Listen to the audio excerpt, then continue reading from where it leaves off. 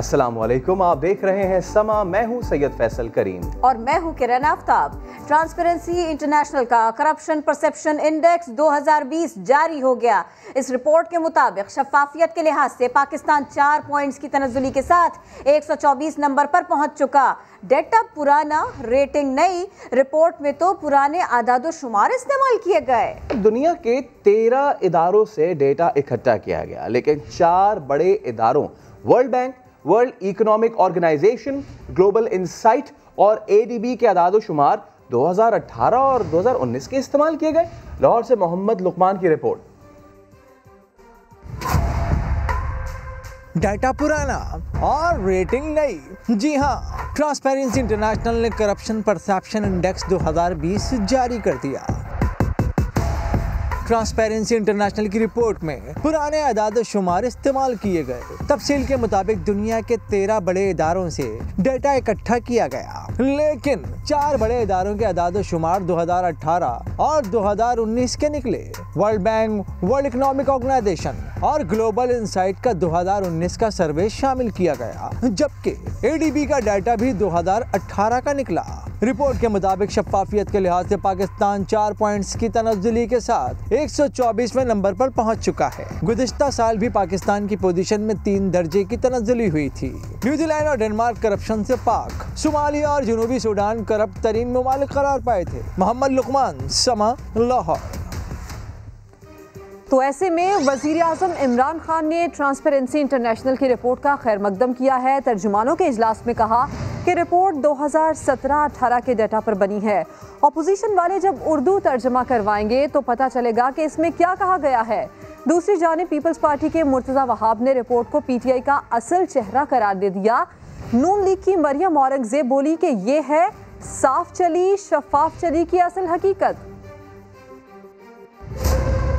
वज़ीर आज़म इमरान खान की ऑपोजिशन पर चोट। ट्रांसपेरेंसी इंटरनेशनल की रिपोर्ट का खैर मकदम करते हुए कहा, मुखालिफिन जब उर्दू तर्जुमा पढ़ेंगे तो उन्हें पता चलेगा कि इसमें कहा क्या गया है। ट्रांसपेरेंसी ने 2017 और 18 के डाटा पर रिपोर्ट मुरतब की है। तर्जुमानों के इजलास में वज़ीर आज़म ने रिपोर्ट पर हक़ाइक़ अवाम के सामने लाने की हिदायत की।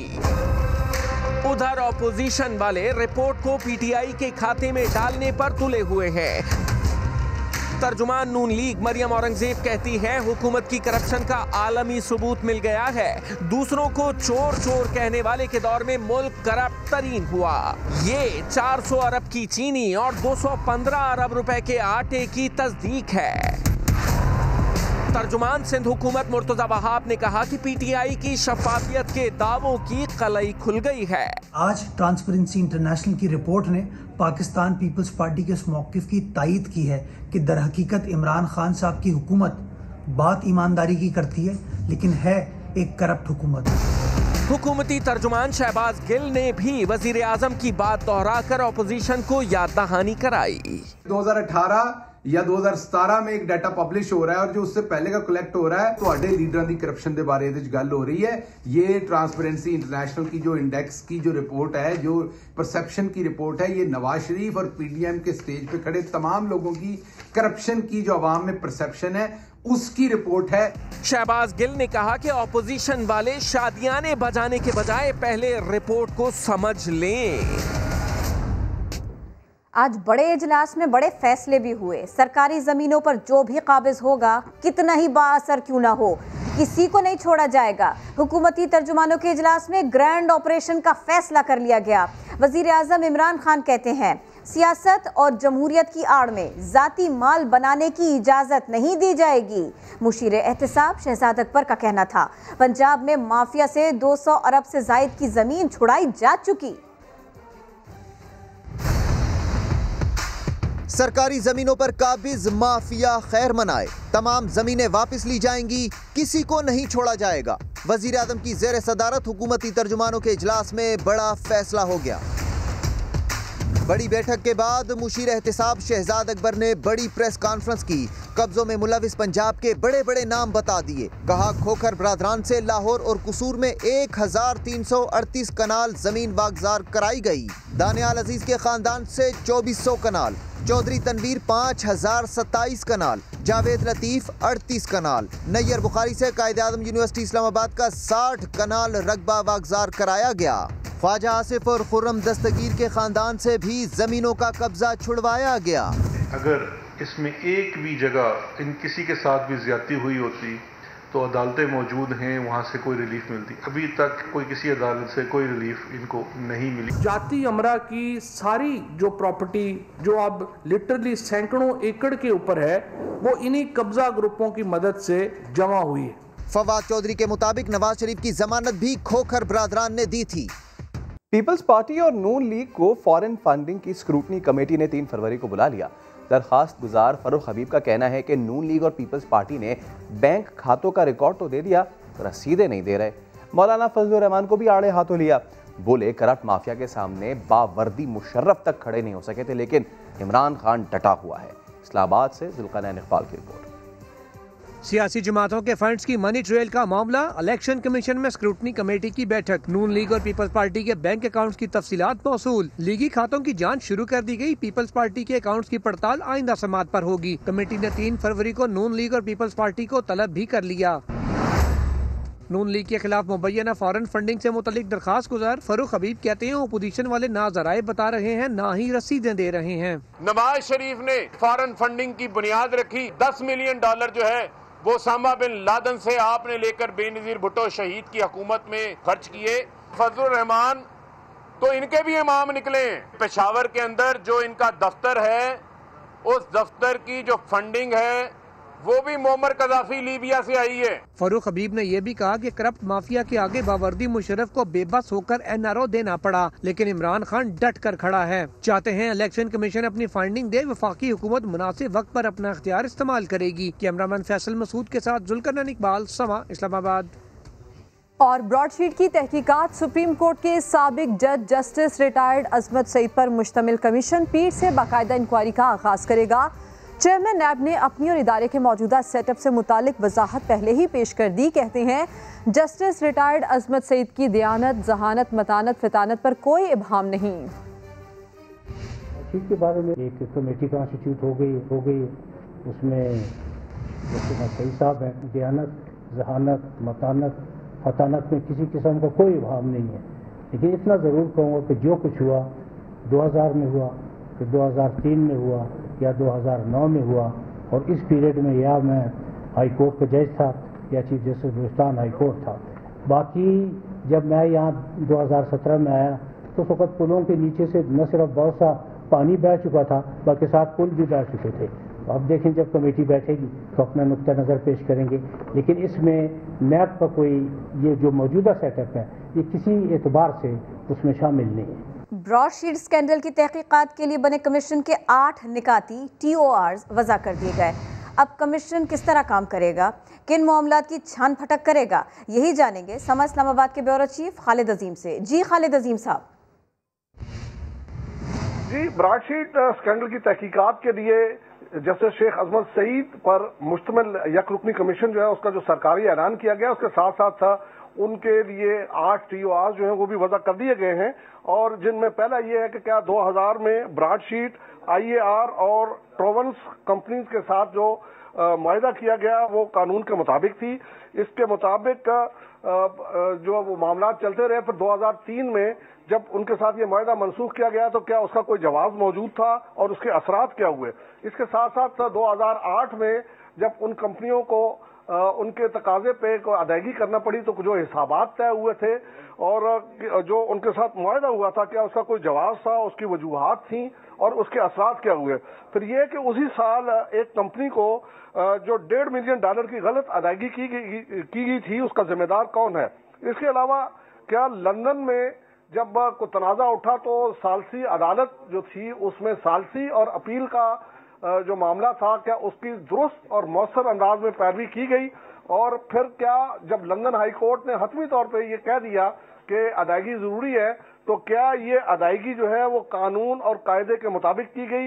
इसके अलावा जो कमीशन है वो इस बात का भी जायजा लेगा कि जो रकूम की पाकिस्तान से गैर कानूनी मुंतकिली है और उसके नतीजे में वहाँ जो असासे बनाए गए उनके केसेस क्यों बंद हुए, उसकी वजूहात क्या हैं, उसका जिम्मेदार कौन है, इसका तयन करना जो है वो भी कमीशन की जिम्मेदारी है।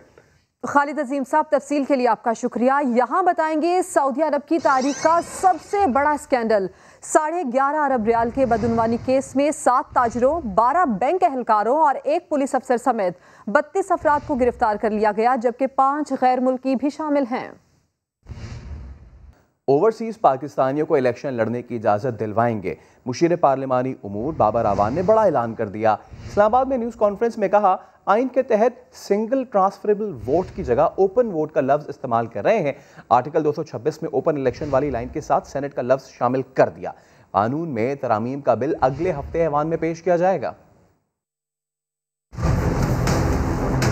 आइन के आर्टिकल 59(2) में सिंगल ट्रांसफरेबल वोट का लफ्ज इस्तेमाल हुआ है। हम ओपन वोट का लफ्ज इस्तेमाल कर रहे हैं। इसका जो दूसरा हिस्सा है वो हम आइन के आर्टिकल 63 उसको हम अमेंड कर रहे हैं। 63(1)(c) को हम बैरून मुल्क मुकीम पाकिस्तानियों को इलेक्शन लड़ने के लिए इजाजत दिलवाने के लिए ये आईनी तरमीम ला रहे हैं। जिसके पास दोहरी शहरियत होगी वो इलेक्शन लड़ेगा, MPA बने, सेनेटर बने, MNA बने। जब वो दाखिल होता है इस ओहदे में तो पहली शर्त और आखिरी शर्त और वाहिद शर्त ये होती है कि वो हल्फ लेगा कि मैंने जो शहरियत है उसको रिनाउंस कर दिया है, वो मैंने छोड़ दी है शहरियत। अगर वो इलेक्शन हार जाता है उसके लिए ये शर्त लागू नहीं होगी। तीसरी अमेंडमेंट वो आइन के आर्टिकल 226 में है, जिसमें लिखा हुआ है कि वजीर आजम और फलां ओहदे उनका इलेक्शन ओपन होगा। हमने उसी लाइन में सेनेट का लफ्ज डाला है, जिसका मतलब ये हुआ कि उन ओहदों के साथ साथ सेनेट का इलेक्शन भी ओपन और आइडेंटिफाइबल वोट के जरिए से हो सकेगा। जबकि वज़ीर आला पंजाब सेनेट इंतखाबात में अपोजिशन अरकान की हिमायत हासिल करने के लिए मुतहरिक हैं। पीपल्स पार्टी और नून लीग के एक MPA ने मुलाकात की और उनकी क़यादत पर एतमाद का इजहार किया। मोहसिन बिलाल की रिपोर्ट। सेनेट इंतखाबात की तैयारी, वजीर आला की मुलाकातें जारी। PP 265 से पीपल्स पार्टी के MPA रईस नबील अहमद वजीर आला पंजाब से मिले। कहा, आपकी मिलनसारी से बहुत मुतासिर हुआ। नून लीग के एक और रुकन असम्बली काशिफ महमूद ने भी वजीर आला से मुलाकात की और हल्के के मसाइल से आगाह किया।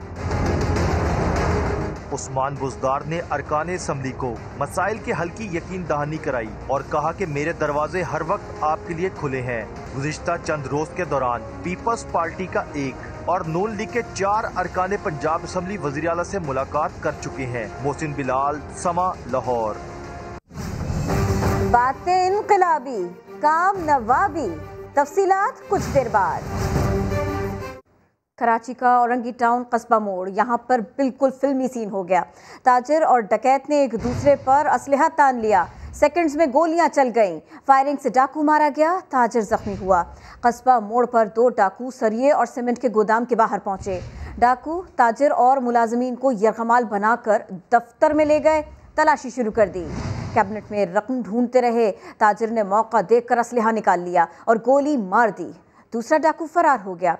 मजीद जानेंगे chief crime reporter Ahmar Rahman Khan से। जी अहमर। जी, औरंगी टाउन कस्बा मोड़ पर ताजिर की हाजिर दिमागी जो है वो काम आई है और ना सिर्फ उन्होंने अपने माल को जो है वो महफूज किया है बल्कि डकैत को भी मार गिराया। लेकिन ये बात ज़रूर है कि वो उसमें ज़ख्मी भी हुए।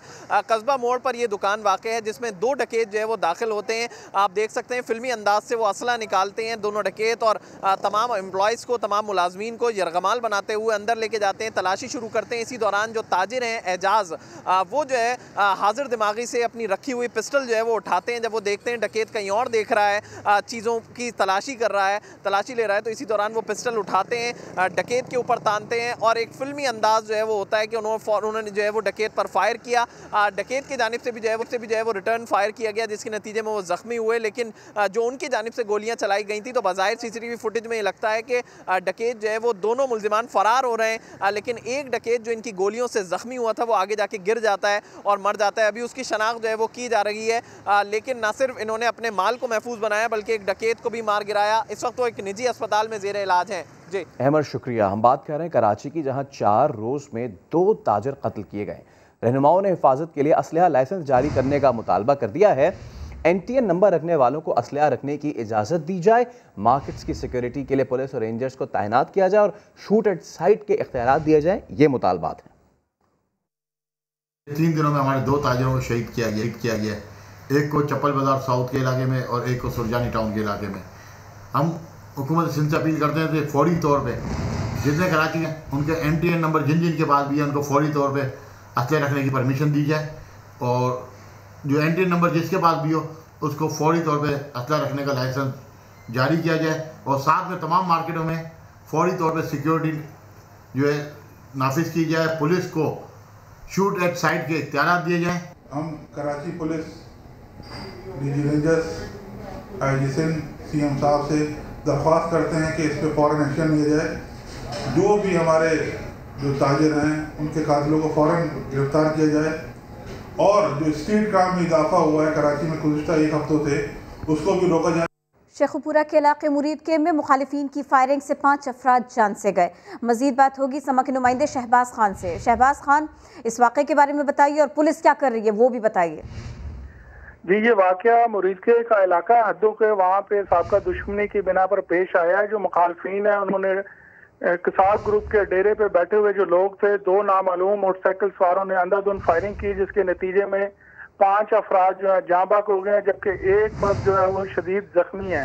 मैं आपको बताता चलूँ कि यह 17 साल पहले जो है दोनों ग्रुपों के दरमियान जो है मामूली तलक कलामी पर दुश्मनी का सिलसिला शुरू हुआ, जिसमें 20 से ज्यादा जो है अफराद जाँ बाक हो गए हैं, और इसमें आज जो है कसाब ग्रुप के 5 अफराद जाँ बाक हुए हैं। शहबाज, बहुत शुक्रिया आपने अपडेट किया। रुख करते हैं लाहौर का, जहां एक और मुलाजिमा मुबैना तौर पर मालिकान के जुल्म का शिकार हो गई। 12 साला बच्ची को तशद्दुद के बाद कत्ल कर दिया गया। अहले खाना ने बेटी के साथ ज्यादती का भी इल्जाम लगा दिया। वाक़े के बाद मालिकान फरार हो गए। रियाज अहमद रिपोर्ट करेंगे। एक और गरीब बच्ची जुल्म का निशाना बन गई। मालकान के मुबैना तशद्दुद से बेहाल हुई तो उन्होंने वालिद को बुला लिया। आखिरी सांसें लेती नन्ही कली बाप के हवाले की और खुद रूपोश हो गए। वाकया पेश आया नरगिस ब्लॉक इकबाल टाउन में। मुलाजमा को 2 माह पहले ही घर में 5000 रुपए माहवार पर रखा गया।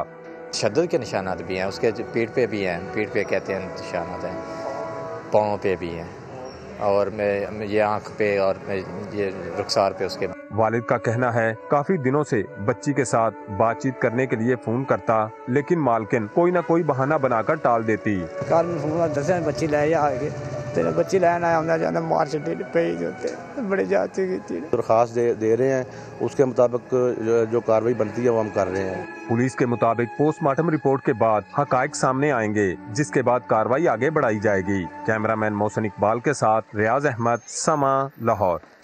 क्या मेहनत की उजरत मांगना जुर्म है? मुल्तान में संगदिल मालिक ने मुलाजिम को मुबैना तौर पर आग लगा दी। 50% जिस्म झुलस गया। मुतासरा नौजवान के भाई के मुताबिक मालिक तनख्वाह मांगने पर तशद्दुद करता था। मोहसिन अली की रिपोर्ट। तनख्वाह मांगने की हिम्मत कैसे की? मुल्तान में उमर अकरम नामी मालिक ने तैश में आकर घरेलू मुलाजिम मोहम्मद इरशाद को मुबैना तौर पर पेट्रोल छिड़कर आग लगा दी, जिसे तशवीशनाक हालत में निश्तर अस्पताल के बर्न यूनिट मुंतकिल कर दिया गया। तनख्वाह भी नहीं देता था और पैसे मांगता था तो उससे टॉर्चर करता था, मारता था, और ब्लैक मेल ऐसे तरीके से करता था कि वो जो है ना किसी को बताना भी नहीं है तूने। थाना बहाउद्दीन जिक्रिया पुलिस ने मुकदमा दर्ज करके मुलजिम को गिरफ्तार कर लिया। वाक़े की तफ्तीश शुरू कर दी है। कोई बात तो होगी, कोई स्ट्रेस दिया होगा, कोई बात होगी जिसकी वजह से आखिर ये नौबत आई है। तो तमाम एक्सपर्ट्स से पुलिस जो वो काम कर रही है और इंशाल्लाह जल्दी आपको हम इसमें तमाम डिटेल्स प्रोवाइड करेंगे। डॉक्टर्स के मुताबिक मुतासरा नौजवान का 50% जिस्म झुलस चुका है। कैमरामैन चौधरी महबूब के साथ मोहसिन अली, समा, मुल्तान। दूसरी जानिब लाहौर में डकैती और लूटमार का सिलसिला रुकने का नाम नहीं ले रहा। एक और बड़ी वारदात में 1.5 करोड़ से रुपए से ज्यादा की नकदी और जेवरात लूट लिए गए। मुलजिमान घर में खड़ी गाड़ी भी साथ ले गए। जहांगीर खान की रिपोर्ट देखिए। डकैती पे डकैती, लाहौर का मॉडल टाउन डिवीजन डाकुओं के निशाने पर। 28 लाख नकदी, 125 तोले सोना, 11 मोबाइल फोन और घर में खड़ी गाड़ी लूट ली गई। वारदात मॉडल टाउन एच ब्लॉक में डॉक्टर इरफान के घर 4 मुलजिमान ने की। एक और वारदात लिटन रोड के इलाके में हुई। जानवरों की खुराक के स्टोर पर अकेले डाकू ने दाखिल होते ही अमले और ग्राहकों पर तशद्दुद शुरू कर दिया। मुलजिम हजारों रुपए नकदी और मोबाइल फोन लूट कर फरार हो गया। पुलिस इन वारदातों में मुलव्विस किसी भी मुलजिम का ताहाल कोई सुराग नहीं लगा सकी। हुक्काम का दावा है कि मुलव्विस अफराद को जल्द गिरफ्तार कर लिया जाएगा। नन्ना ड्राइवर मिल गया, तफसीलात कुछ देर बाद। Welcome back. नए साल में नए रिकॉर्ड बनने की पेशगोई दुरुस्त साबित हो रही है। स्टॉक मार्केट में एक दिन में 1 अरब 5 करोड़ शेयर्स की नुमायां ट्रेडिंग हुई है। ट्रेडिंग में अहम किरदार सिल्क बैंक के शेयर्स में होने वाली खरीदो फरोख्त ने अदा किया। 16 साल बाद किसी एक शेयर में गैर मामूली ट्रेडिंग का रिकॉर्ड बन गया। सिल्क बैंक के शेयर में 35 करोड़ 50 लाख का लेन देन हुआ।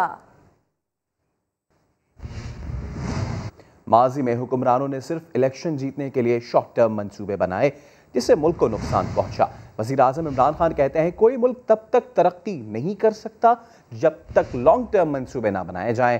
क्रिमिनल इख्तिदार में आए तो कोई मुल्क तरक्की नहीं कर सकता। आज 50 साल बाद पाकिस्तान में 2 बड़े डैम्स बन रहे हैं, जिससे पानी की किल्लत दूर होगी, सस्ती बिजली बनेगी। वज़ीर आज़म ने यह भी बता दिया कि उनकी हुकूमत में कितना कर्ज लिया और क्यों लिया। हमारा बदकिस्मती से क्या हुआ, लॉन्ग टर्म प्लानिंग नहीं हुई। कोशिश ये होती है कि 5 साल के बीच में जो भी चीज कंप्लीट हो जाए ताकि पब्लिक को दिखाएं और फिर उसके ऊपर इलेक्शन जीत जाए। इसने बहुत नुकसान पहुंचाया पाकिस्तान में। वो फैसले किए जो बिजली हम बनाते हैं वो सारे बड़े सगीर में सबसे महंगी बिजली।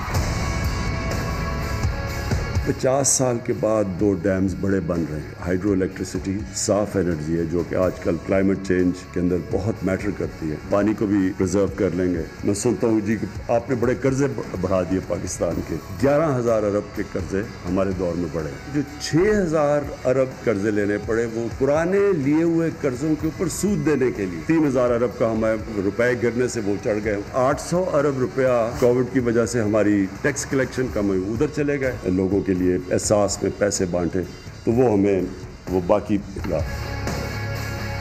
ये बार बार सुनता हूँ कि जी पाकिस्तान का सॉफ्ट इमेज हमें करना चाहिए। ये एहसास कमतरी जब आप में कॉन्फिडेंस चला जाता है तब एक कौम ऐसी हरकतें करती है। जब क्रिमिनल्स आके मुल्क के ऊपर सरबराह बन जाए तो वो कोई मुल्क नहीं तरक्की कर सकता। एक फैक्ट्री के ऊपर आप चोर को बैठा दें, फैक्ट्री बैठ जाएगी आपकी। तो हमें जो जिस तरफ जाना है एक खुददार पाकिस्तान की तरफ जाना। 22 करोड़ अवाम का मैंडेट छीनने वाले इमरान खान खुद सबसे बड़े कब्जा माफिया हैं। लीगी रहनुमा एहसन इकबाल की तनकीद, बोले पीडीएम की ताकत इमरान खान को उस दिन पता चलेगी जब पूरा पाकिस्तान इस्तीफा लेने इस्लामाबाद पहुंच जाएगा। इमरान नियाजी साहब को काम कोई आता नहीं है, हुकूमत की समझ नहीं है कैसे चलती है। या तो इल्जाम लगाते हैं पिछली हुकूमत पे या फिर वो निजाम को नाकारा कह के जान छुड़ाने की कोशिश करते हैं। मिस्टर यू टर्न, आपने तो कौम से जो भी वादा किया हर वादे पे यू टर्न लिया। ये किसी खुददार लीडर की निशानी नहीं होती। आपने इन 11,000 अरब के कर्जों के एवज कौम को महंगाई दी है। लोगों को धोखा ना दें कि हमने पिछलों के कर्जे माफ किए। जिस दिन इस्लामाबाद में पूरा पाकिस्तान आपसे इस्तीफा लेने आएगा आपको पता चलेगा उस दिन कि पीडीएम की क्या ताकत है। में एतमाद नंबर्स के जरिए पास होगा ना। तो जब तक काफ लीग और MQM खुलकर इस हुकूमत के खिलाफ नहीं खड़े होते वो नंबर्स पूरे नहीं होते। पीपल्स पार्टी अपनी तजवीज के हक में कोई दलाइल देगी तो फिर उस वक्त बात हो सकती है। सबसे बड़ा कब्जा माफिया तो खुद वजीर आजम है, जिन्होंने 22 करोड़ लोगों के मैंडेट पे कब्जा कर रखा है, जिन्होंने अपने बेनोई के प्लॉट पे कब्जा करने के लिए CCPO तब्दील कर दिया। गवर्नर हाउस की सरकारी गाड़ी में कुत्ते की सवारी और पीछे पुलिस का प्रोटोकॉल। प्रोग्राम 7-8 की मेजबान किरण नाज ने तब्दीली सरकार से जुड़ी उम्मीदें याद दिला दी। लाखों का कुत्ता, करोड़ों की गाड़ी आ रही है जनाब गवर्नर साहब की सवारी। सारे महाफिज होशियार हो जाएं, सारे मुलारे मुलाजिम तैयार हो जाएं। गवर्नर साहब का कुत्ता तशरीफ ला रहा है। यह है कराची के गवर्नर की सवारी, जिसमें से उनका कुत्ता मुंह निकालकर तब्दीली के नज़ारे कर रहा है और मुंह चढ़ा रहा है हर उस PTI के वोटर को, सपोर्टर को, जिसने उनके इनकलाबी नारों पर यकीन करके वोट दिया था। ये मुंह चढ़ा रहा है सुरजानी के अवाम को, जो आज भी ग्रीन लाइन के मुकम्मल न होने की वजह से मिट्टी में नहाए बगैर घरों को वापस नहीं जा सकते। ये मुंह चढ़ा रहा है लियारी के बाशिंदों को, आज भी गंदा पानी पीने पर जो मजबूर हैं। ये मुंह चढ़ा रहा है तेसर टाउन के मकीनों को जो K4 मुकम्मल होने का इंतजार कर रहे हैं। ये कुत्ता मुंह चढ़ा रहा है हर उस शहरी को जो कराची सर्कुलर रेलवे के चलने का इंतजार कर रहे हैं। ये मुंह चढ़ा रहा है सिंध के उन मजलूम आवाम को जो कुत्तों के काटने की वैक्सीन के लिए दर बदर फिर रहे हैं। ये मुंह चढ़ा रहा है तहरीक इंसाफ के हर उस वोटर को जो समझता था कि गवर्नर हाउस तफरीगाह बनेगा। ये मुंह चढ़ा रहा है हर उस वोटर को जो समझता था कि गवर्नर हाउस में यूनिवर्सिटी बनेगी। ये मुंह चढ़ा रहा है हर उस सपोर्टर को जिनको यकीन था कि गवर्नर हाउस में लाइब्रेरी होगी। मजीद खबरें आपको देंगे लेकिन पहले एक ब्रेक लेंगे। हमारे साथ रहिए।